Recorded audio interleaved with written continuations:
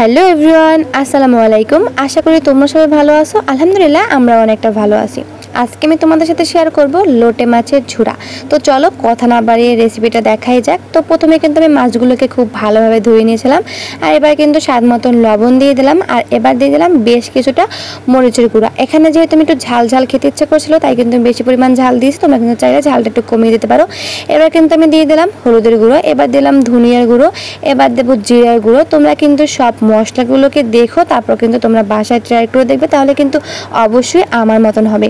আর এখানে কিন্তু আমি এখন আদা রসুন বাটা ব্যবহার করতেছিলাম। এবার পেঁয়াজ কুচি, রসুন কুচি, তোমরা কিন্তু চাইলে রসুন কুচিটা অ্যাভয়েডও করতে পারো, কারণ এখানে যেহেতু রসুন বাটা ছিল তাই আমার কাছে ভালো লাগছিল যে রসুন কুচিটা দিলে হয়তো বা ফ্লেভারটা অনেক ভালো আসবে, যার কারণে এখানে আমি রসুন কুচিটা ব্যবহার করেছি। তো এবার কিন্তু এখানে আমি একটা লেবুকে অর্ধেক করে সেখান থেকে একটু রসটাকেও চিপে দিয়েছিলাম, কারণ লেবুর রস দিলে কিন্তু অনেক বেশি খেতে টেস্টি লাগে। তো এবার আমি দিয়ে দেবো এখানে কিছুটা পরিমাণ টমেটো কুচি, কিছুটা পরিমাণ না, এখানে বড় একটা টমেটো খুব ভালোভাবে কুচি করে নিয়েছি, আর দিয়ে দিলাম কাঁচা লঙ্কা। তো এটাকে খুব ভালোভাবে হাত দিয়ে মিক্স করে নিলাম, আর দেখতেই পাচ্ছ মাখার পর কতটা সুন্দর লাগছিল। আর যে জিনিস দেখতে ভালো সে জিনিস কিন্তু খেতেও ভালো লাগে। কালারটাই কিন্তু অনেকটা সুন্দর লাগছিল, তাই না? কি সুন্দর লাল লাল ঝাল ঝাল হবে সেটা কিন্তু বোঝাই যাচ্ছিল।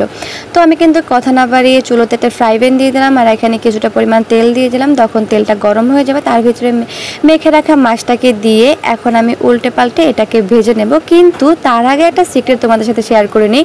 এখানে কিন্তু মাছে কাঁটা থাকতেই পারে। তোমরা কিন্তু এখন বলতেই পারো এটা যখন ঝুরঝুরি করো সেটা ভাতের সাথে কীভাবে খাবে, অনেকটা কাঁটা থেকে যাবে। কিন্তু না, এই প্রসেসে করলে কোনো কাঁটাই কিন্তু ভাতের সাথে লাগবে না, কারণ আমি যখন মাছটাকে ভেঙে দিচ্ছিলাম তখন এর ভিতরে যে কাঁটাগুলো থাকছিল সেগুলো কিন্তু আমি ফেলে দিচ্ছিলাম, যার কারণে কিন্তু এখানে কোনো ধরনের কোনো কাঁটাই ছিল না। আর খাওয়ার সময় কিন্তু কোনো ঝামেলাই লাগবে না, বা না বাঁচাবাচি ছাড়াই কিন্তু মাছটাকে তোমরা খেয়ে নিতে পারবে। ভাতের সাথে, গরম ভাতের সাথে এরকম ঝুরঝুরে মাছ খেতে অনেক বেশি পছন্দ।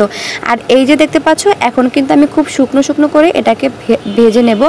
তো এখানে কিন্তু অনেক বেশি শুকনো শুকনো হচ্ছিলো, তাই নিচ থেকে লেগে পড়ছিল, তাই কিন্তু আমি জালটাকে কমিয়ে দিয়ে আরও একটু কিছুক্ষণ যাবত এটাকে ভেজে নিচ্ছিলাম। আর এভাবে করেই কিন্তু এই ঝুড়িটা তৈরি করতে হয়।